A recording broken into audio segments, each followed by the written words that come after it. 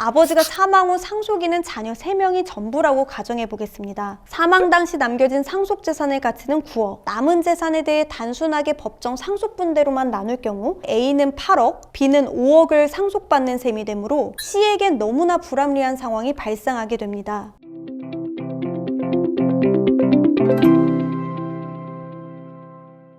안녕하세요. 상속 전문 변호사 유지은입니다. 상속사건에서 유류분이든 상속재산 분할이든 본인이 실제로 얼마를 상속받을지를 아셔야 굳이 소송으로 갈지에 대한 실익이 정해지는데요. 실제로 상속받는 금액이 어떻게 결정되는지 헷갈리시는 분들을 위해 오늘은 이 계산 방법을 설명해 드리는 시간을 갖도록 하겠습니다.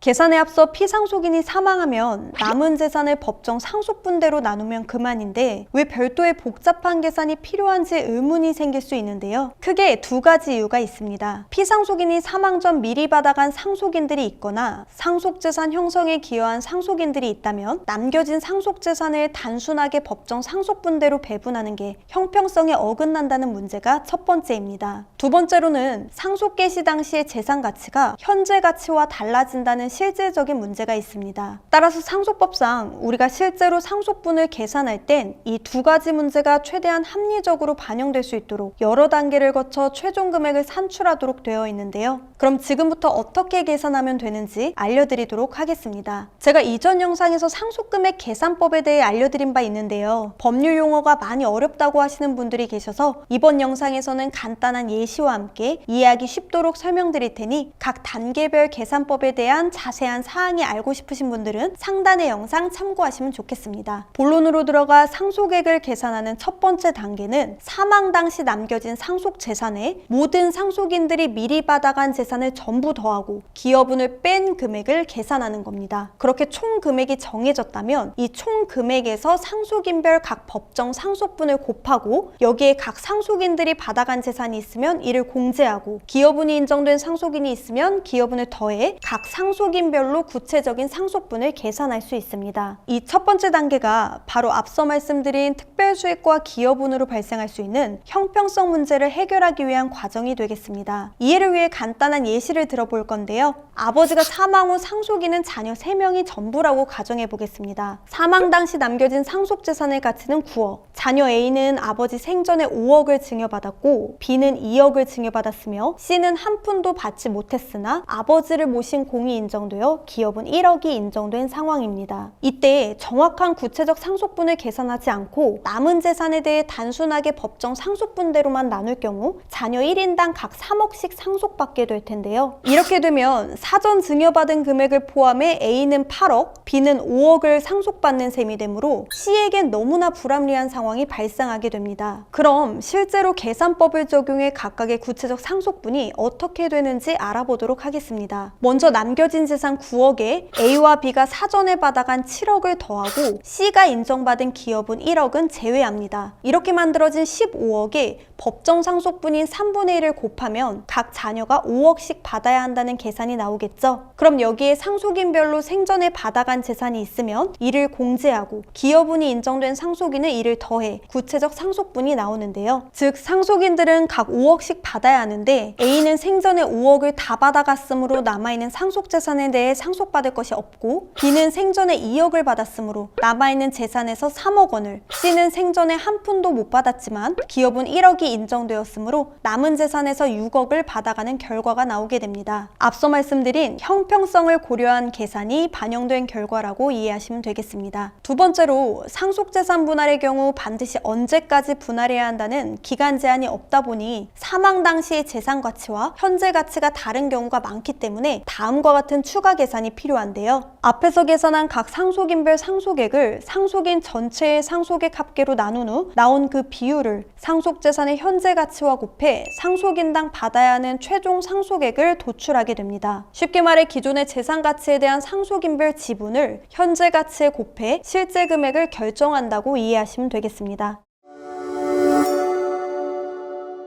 지금까지 알려드린 계산 방법을 활용하신다면 상속인별 상속액이 얼마인지 대략적으로 알 수 있으실 텐데요. 실무상 누구의 기여분이 인정받고 누구의 특별수익이 밝혀지냐에 따라 실제로 상속인당 받을 상속액은 크게 달라지게 됩니다. 따라서 오늘 알려드린 내용은 본인의 상속분이 대략적으로 얼마인지 확인하는 데 참고하시고, 실제 본인의 상황에 맞는 정확한 상속분이 궁금하신 분들은 별도로 연락 주시면 도와드릴 수 있도록 하겠습니다. 오늘은 여기서 인사드리겠습니다. 끝까지 시청해주셔서 감사합니다.